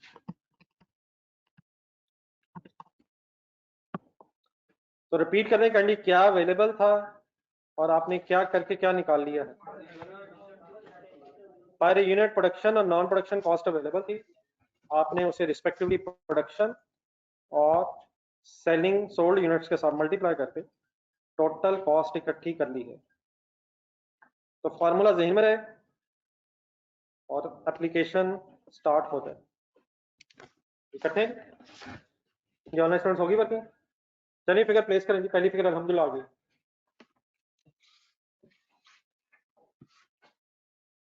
27.5 million. अब क्या ढूंढना है, contribution पर batch तक पहुंचने का तरीका आपने कहीं से ढूंढ के बताना है कि क्या तरीका होता है। हाँ जी बिल्कुल ठीक है, कहीं से ढूंढ के रिवाइज करके बताएं। Question number 5, 6 American macchiato, question number 5 कहीं देखा अपने रजिस्टर में ढूंढे जरा, कभी आपने जिंदगी में कंट्रीब्यूशन पर बैच निकाली हो। ये फिगर आ गई है प्लीज 27.5 मिलियन सबकी।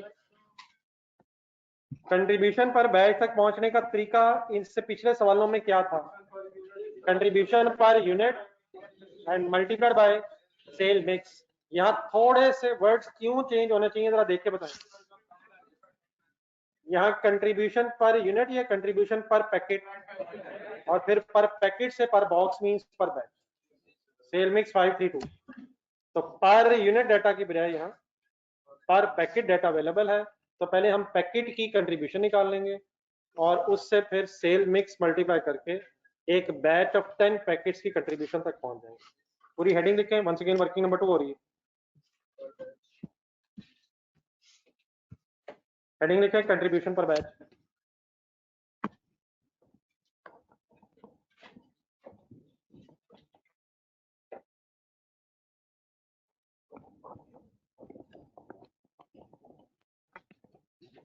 जी ऑनलाइन स्टूडेंट साथ मिलके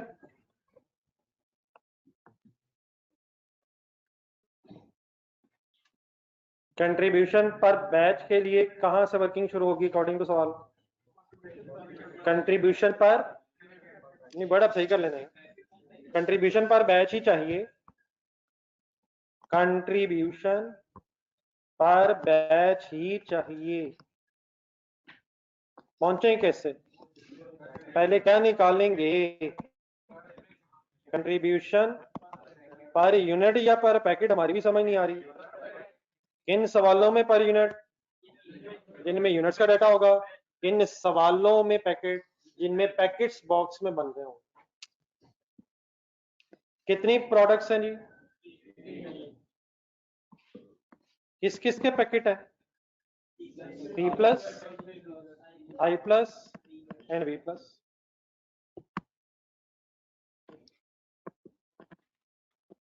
अगर आपने यहां से ऑनवर्ड हिम्मत की तो एंजॉयमेंट वाकई अब सीरियसली स्टार्ट हो गई है। तो मैं अभी काम शुरू हुआ, गेम सीरियसली ऑन तो आप महसूस नहीं कर रहे। मैंने कहा वर्ड बदल के देखा, एंजॉयमेंट वाकई ऑन है जी। सर अगर रुक जाए हेडिंग्स लिख के तो सबसे बेस्ट है। मेरे साथ बिल्कुल कर लें, ये सारे क्वेश्चन आपके ही हैं। निकालना क्या सर? पर बैच निकालनी, उसके लिए क्या करने लगे हैं?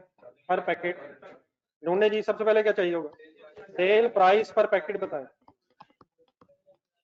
और ढूंढेंगे तो है, पता चलेगा। नहीं, पहला स्टेप तो यही है ना बेटा कि अवेलेबल है ही नहीं इस वक्त, गिवन तो नहीं है। सेल प्राइस पर पैकेट तो नहीं है, कोई इशू नहीं है। आगे सोचते हैं, लेस होना क्या इससे? Variable cost per packet. ठहरे, वेरिएबल कॉस्ट पर पैकेट है, इकट्ठी हो जाएगी। प्रोडक्शन के लिए नहीं, नॉन प्रोडक्शन। बोलना है। मत लिखें, आराम से देखें। वेरिएबल कॉस्ट पर पैकेट इकट्ठी की जा सकती है। आए एक एक लिखवाएं जरा मुझे, हेडिंग्स बोलें। डायरेक्ट मटेरियल, ठहरे आराम से कुछ लिख सकते हैं। Direct labour, variables, variable overheads. Fix भी तो चाहिए, नहीं चाहिए। यहां तक अगर मैं लिखूं direct material, direct labour, variable overheads, कोई सी प्लस की फिगर्स ढूंढने जरा। 100, 15, 23। यहां तक अगर आपसे रिक्वेस्ट करूंगा टोटल कर दे तो कैंडी कीजिएगा जरा। 138 का नाम पूरा मेरे से सुने हैं या आप सुनाए? आप सुनाए। टोटल वेरिएबल प्रोडक्शन कॉस्ट पूरी होगी। अभी तो वेरिएबल प्रोडक्शन कॉस्ट यार जाने दे यार, वो तो इधर आनी है तो सही यार, पूरा नाम तो बोल यार। वेरिएबल प्रोडक्शन कॉस्ट अभी पूरी हुई है, इसका टोटल अलग करने की कोई जरूरत वैसे नहीं थी। मैंने जस्ट इसलिए किया ताकि रिवाइज हो जाए। क्या बात खत्म हो गई? नीचे आए, सेलिंग में भी वेरिएबल है। सेलिंग वेरिएबल कितनी गिवन है? सेलिंग वेरिएबल कितनी गिवन है? कितना गिवन है? 12। नीचे आखिरी पैराग्राफ में जाएं, क्या इन एडिशन कोई कमीशन भी है? सर जी इन एडिशन कोई कमीशन भी है? क्या वो भी सेलिंग एक्सपेंस है? क्या वो वेरिएबल है, फिक्स है? फिक्स है 5% फिक्स है, वेरी करेगा प्रोडक्शन सॉरी सेल के साथ। तो क्या अभी यहाँ कमीशन भी आना है? क्या अभी यहाँ कमीशन भी आना है? वेरिएबल कॉस्ट में कमीशन आना है, नीचे देख लेंगे बाद में देख लेंगे। प्रॉफिट एंड लॉस स्टेटमेंट ध्यान में लाएं, सेल नेट लेनी है, टोटल लेनी है, ग्रॉस लेनी है, ग्रॉस लेनी है। क्या वेरिएबल खर्चों में कमीशन भी होना चाहिए?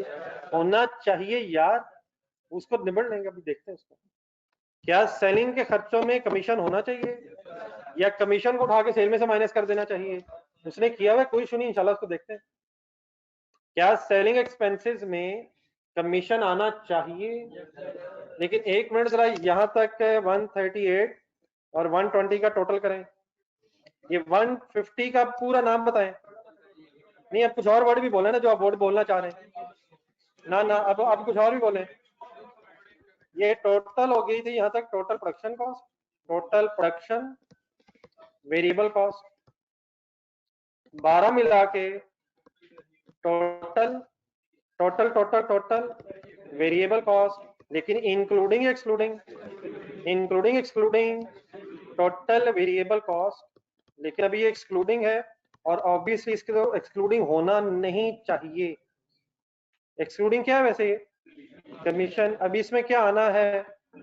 कमीशन, और फिर क्या बनेगा? फिर टोटल वेरिएबल कॉस्ट इकट्ठी होगी और फिर टोटल आएगा, उसका नाम हो जाएगा टोटल वेरिएबल कॉस्ट। कमीशन होना परसेंटेज तो है, लेकिन अभी अमाउंट नहीं मौजूद है। मेरे वर्ड समझ आ गए प्लीज? और फाइनली फिर इंशाल्लाह कहाँ एंड हो जाएगा?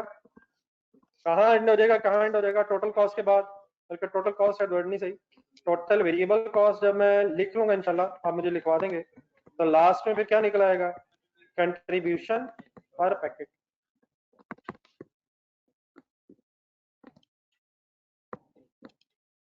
Before you start to write kindly, कोई मसला नहीं, लिखने का कोई इशू नहीं है। मेरी बात को समझ आइए मैंने क्या किया? मुझे चाहिए क्या? सेल में से क्या माइनस करना है? ये सेल से मुराद क्या है? सेल कौन सी लेनी है? ग्रॉस लेनी, नेट लेनी है? हमने तो ग्रॉस लेनी है। और खर्चों में टोटल खर्चे शामिल होने चाहिए। प्रोडक्शन अवेलेबल है, सेल के भी अवेलेबल है, लेकिन एक्सक्लूडिंग क्या अवेलेबल है? कमीशन। कमीशन तक अभी हमने पहुंचना है। यहाँ तक जरा फॉर्मेट अगर बना लो, फिगर जरा ढूंढ लेते हैं। कमीशन के आगे मैंने खाली क्यों छोड़ा हुआ? 5% पता तो है, लेकिन अमाउंट अभी रहती है। यहाँ तक फॉर्मेट बना लें, फिर फिगर ढूंढ लेते हैं, क्वेश्चन। और लिखते हुए दोबारा सोच लीजिएगा क्या लिखा है मैंने। जी ऑनलाइन स्टूडेंट्स आप चल साहब।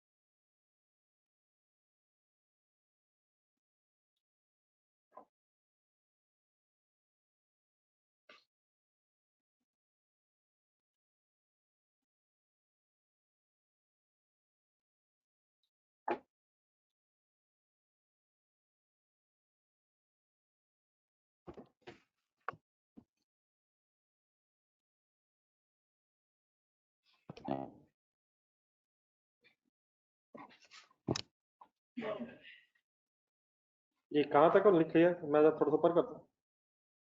डायरेक्ट मटेरियल, डायरेक्ट लेबर, यहाँ तक हो गया।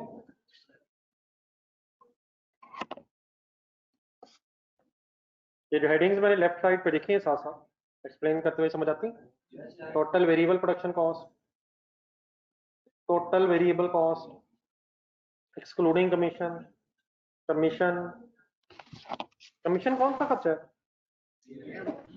वेरिएबल कौन सा? प्रोडक्शन या सेलिंग? तो हमारी टोटल वेरिएबल कॉस्ट में असूलन शामिल होना चाहिए। क्या एग्जामिनर ने शामिल करके परसेंटेज बताई है? वो एक अलग बहस है, वो एक अलग बहस है। एग्जामिनर ने ऐसा क्यों किया है? ताकि वो आपका टेस्ट ले सके, चेक कर सके कि आप कहां तक सोच सकते हैं।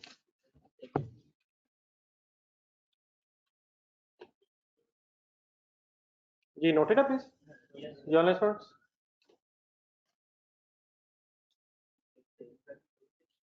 एक मिनट, अरे की फिगर सारी अवेलेबल हो जाएंगी, एक मिनट लगेगा। बिल्कुल ठीक कर लिया आपने।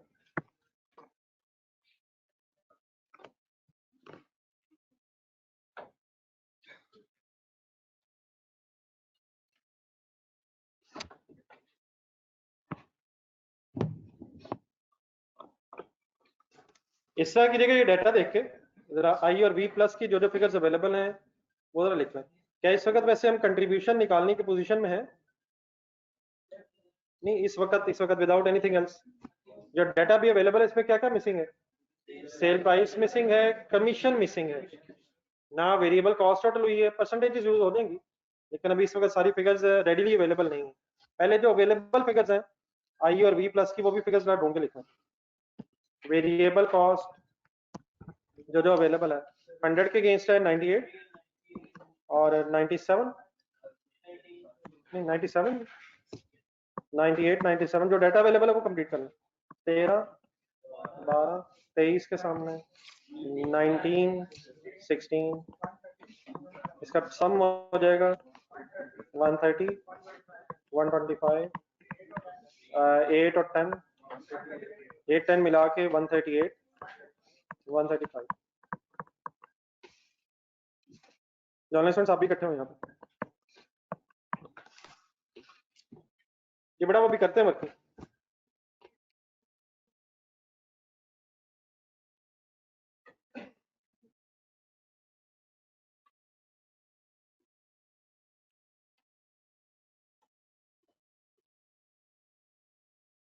जी नोटेड फिगर। अब आपने मुझे सिर्फ एक वर्किंग करवानी है सी प्लस और बाकी फिर आपने खुद से रिपीट करनी है आई प्लस और वी प्लस। करना अब क्या है, परसेंटेजेस यूज हो सकती हैं जो अभी आपने अपने क्वेश्चन पे शायद लिखी हुई है। तो अपने पास जरा ढूंढे कहीं, आपने अभी मेरे साथ 100 डिसाइड किया था, 95 डिसाइड किया था, 60 डिसाइड किया हुआ है, 40 डिसाइड किया हुआ है और फुल कंसंट्रेशन से मुझे एक वर्किंग करवा दें सी प्लस फॉर एग्जाम्पल, और बाकी वर्किंग प्लीज इंडिविजुअली आपने करनी है। किस किस की बोल दें? आई प्लस और वी प्लस। हमारे पास बेटा एक टोटल फिगर अवेलेबल होगी है, जरा सी प्लस का डाटा देखें। ऑनलाइन स्टूडेंट प्लीज बहुत से फिगर्स देखनी, कैलकुलेट करनी है साथ। 150 नजर आ रहा है किसी को? ये क्या है पूरा बोल दें। अब अपनी परसेंटेजेस देखें, क्या आपको ये अमाउंट किसी परसेंटेज के एंगल से पता? इससे अब क्या क्या हो सकता है, मेरे साथ साथ रहिएगा, एक ज्यादा पॉसिबिलिटीज अवेलेबल है। डिवाइडेड बाय इसने 60 होना, इसकी वजह बता दें। ये 60% है। अब इनटू 100 अगर मैं करूं तो क्या आ सकता है? लेकिन अपनी तरह ये वर्किंग देखिए जो आप कर रहे हैं। मेरा तो ख्याल है कि हमें कंट्रीब्यूशन चाहिए, तो मैं सीधा 40 भी शायद कर सकता हूं। सोचो एक मिनट, हमें कंट्रीब्यूशन पर पैकेट चाहिए ताकि हम कंट्रीब्यूशन पर बैच तक आ जाए। तो डिवाइड बाय 60 इंटू 100 करूंगा तो क्या आएगा? चले पहले ये बताओ। सेल प्राइस एक्सक्लूडिंग या इंक्लूडिंग? एक्सक्लूडिंग इंक्लूडिंग यहाँ कुछ नहीं है, या नेट ऑफ है इंटू 100 60 क्या है, वेरिएबल कॉस्ट एक्सक्लूडिंग है ना, तो डिवाइड बाय 60 इंटू 100 होने क्या है, यहाँ से 100 क्या चीज आएगी, नेट सेल आएगी। और अगर इंटू 40 करें तो क्या आ जाएगा, कंट्रीब्यूशन आनी चाहिए, कंट्रीब्यूशन आनी चाहिए। इंटू 40 करें, एक minute, into 40 is equal to 100, ये बिल्कुल सही फिगर है 100। लेकिन प्रॉब्लम बस एक रहेगा, रिक्वायरमेंट देखनी चाहिए। अगर हमने सिर्फ ब्रेक इवन पैकेट्स निकालने होते तो ब्रेक इवन बैच आ जाना यहाँ से और पैकेट्स तक पहुंच जाना हमने, लेकिन आगे पैकेट्स के बाद हमें रुपीज भी निकालने हैं। पैकेट्स के रुपीज कैसे निकलेंगे पूरा बोलिएगा, multiplied by net sale price या sale price means gross sale price, gross sale price आपको यहाँ चाहिए होगी, सेल प्राइस से मल्टीप्लाई होना, नेट सेल प्राइस से नहीं। तो डिवाइड मल्टीप्लाई 40 करके हमारा गुजारा तो हो जाना था पैकेट्स वाला, लेकिन जब हमें सेल रुपीज निकालने पड़ेंगे तो सेल प्राइस पर पैकेट भी पता होनी चाहिए। देयरफॉर इस तरह कर लें, इंटू 40 करके सही हो जाएगा, समझ आता है किसी को। लेकिन इंटू अब 100 क्यों करने लगा हूं, नहीं इंटू 100 क्यों करने लगा हूं, इंटू 100 क्यों करने लगा हूं, सेल प्राइस क्यों निकालने लगा हूं, ताकि रुपीज भी आ जाएं। बात लेकिन अभी मेरी पूरी नहीं हुई है, 1 मिनट इंटू 100 करके आंसर बताएं। ये 250 का पूरा नाम बताएं क्या है, नेट सेल, नेट सेल आ गई है।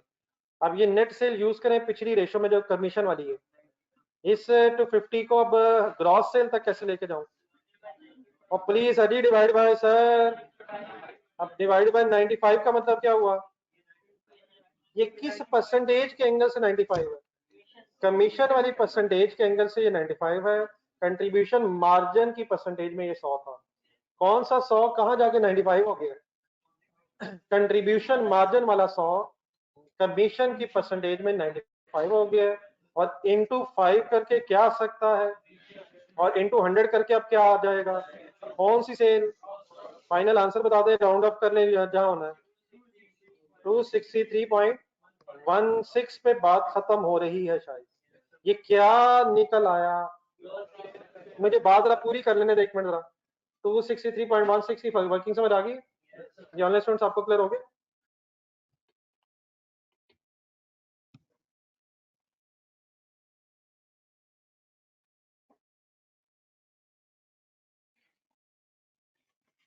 ये काइंड प्लीज बेकार बता दे, हाथ बता दे। 263.16 काइंड जेम रख के ये जो टेबल से बन रहा है बताएं यहाँ कहाँ लिखूं इसे,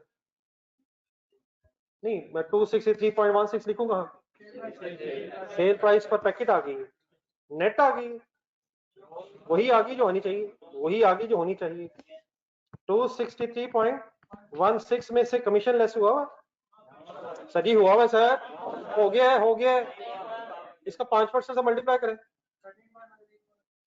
263.16 मल्टीप्लाई बाय 5%, क्या आंसर आ रहा है, 13.16। मैंने कहा लिखा है, ढूंढे जरा बोर्ड में, कमीशन के सामने लिखना चाह रहा हूं। अब 150 ढूंढे क्या है, एक्सक्लूडिंग कमीशन था, 13.16 जमा करें, जमा जमा जमा जमा जमा 163.16 का पूरा नाम बोले, पूरा नाम, पूरा नाम, total variable cost super sale ढूंढने कितनी दिखाई है, 263.16 माइनस 163.16, कंट्रीब्यूशन वही 100 आ रहा है, वही 100 आ रहा है जो कैसे भी आया था, दोबारा कैलकुलेटर पर लिखें, 150 ढूंढे, डिवाइड बाय 60 इंटू 40 करें, किससे क्या आ सकता था, वेरिएबल कॉस्ट से भी कंट्रीब्यूशन आ सकती थी। मैंने इतनी लंबी वर्किंग क्यों की है, हमें सेल प्राइस की भी जरूरत पड़नी है, तो सेल प्राइस कौन सी, ग्रॉस या नेट, तो gross sale price sale price होती है, वो तो उसने नेट सेल प्राइस बनाई हुई है, समझ आ गया। अब यहाँ नोट करें, बाकी टेबल पूरा करें, ये सर टेबल के नीचे वर्किंग करिएगा, मैंने राइट साइड पे लिखी है, आप टेबल के नीचे पूरा करें। ये ऑनलाइन स्टूडेंट सब बात कर,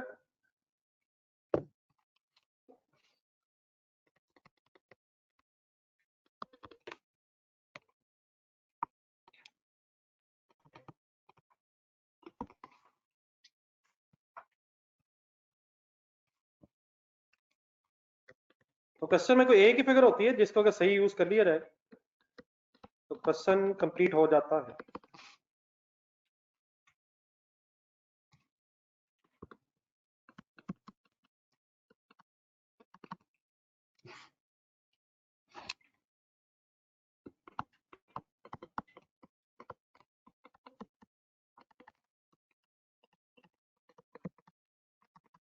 तो ये परसेंटेजेस में एग्जामिनर बहुत ज्यादा फंसाता है, वैसे फंसना नहीं है।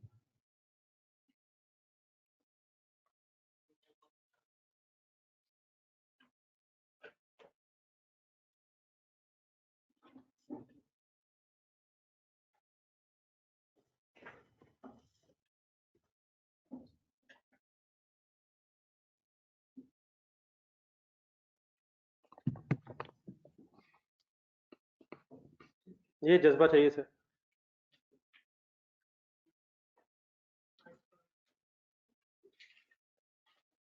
मोबाइल की लाइट आखिर किस दिन के लिए?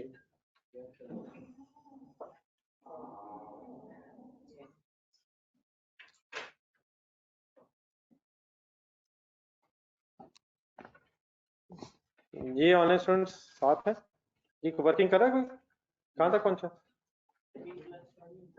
आई प्लस की फिगर अगर किसने सॉल्व की? नहीं, इनिशियली क्या आएगा? 240 नहीं, दरमियान में 230 कमीशन से पहले, और फाइनली 0.11। ये बड़ा वो तो परसेंटेज दी हुई 95 वाली। नेट सेल जो है कमीशन के एंगल से 95% है। नेट सेल की जो अमाउंट है कमीशन के एंगल से 95% है, और ग्रॉस सेल फिर 100% है। कंट्रीब्यूशन के एंगल से नेट सेल 100% है, और एग्जामिनर ने कमीशन की जो परसेंटेज बताई है उसके मुताबिक कमीशन के एंगल से नेट सेल 95% है। ये आंसर बताइए, ये V प्लस है। नहीं, शुरू में क्या आता है? 225 और 236.84, 236.84।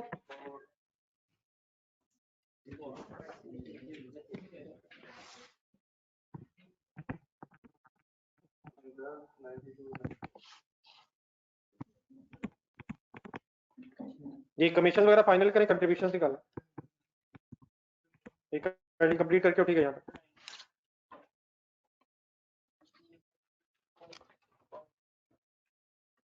कमीशंस कितने बनेंगे जी? 12.11 एंड 11.84। ये 5% मल्टीप्लाई हो रहा है भैया सेल्स से, सेल्स का 5%, 150.11 एंड 146.84।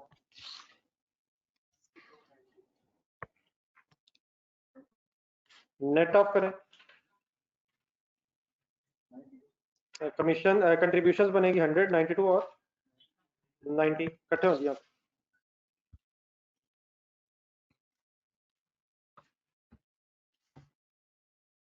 सॉरी, फिगर्स मैं सारी दिखाना चाह रहा हूँ, तो चीजें मेरी नजर आ रही, लास्ट टाइम में नजर आ रही, फिगर्स क्लियर हो जाएंगी।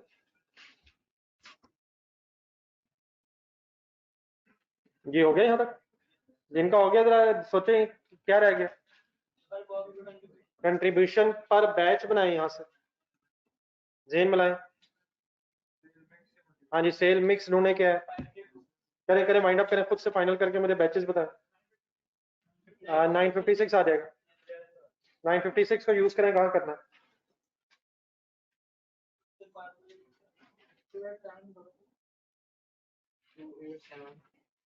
हाँ जी, 28765 को सही राउंड ऑफ करना, बैचेस आ जाएंगे, पैकेट्स निकालें वहां से।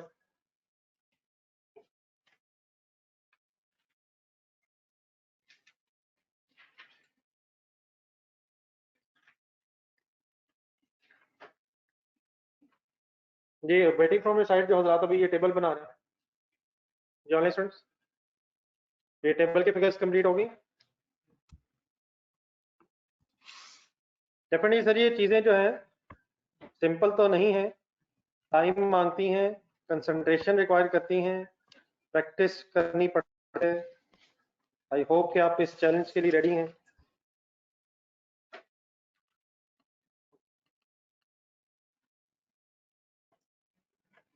जी एनीबडी प्रिपेयरिंग द टेबल? क्या देख के लिखी जा रहे हैं यार? ना ये बता रहे हैं कि हम देख के लिख रहे हैं, लेकिन देख इधर ही हैं।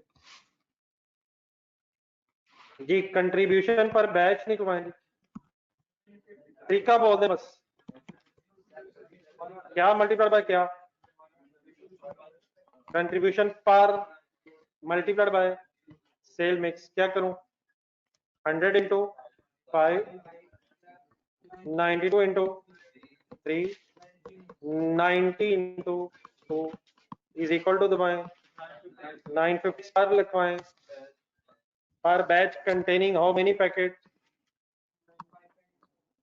956 पर बैच नहीं, पर बैच, पर वन बैच है जी। Containing how many packets? 10 in the ratio. ये नोट करें जरा, ये ना ये पता नहीं चला ये हुआ क्या। 956 क्या है? एक बैच की कंट्रीब्यूशन है containing 10 packets, containing 10 packets in the ratio, in the mix of, in the ratio of 5, 3 and 2.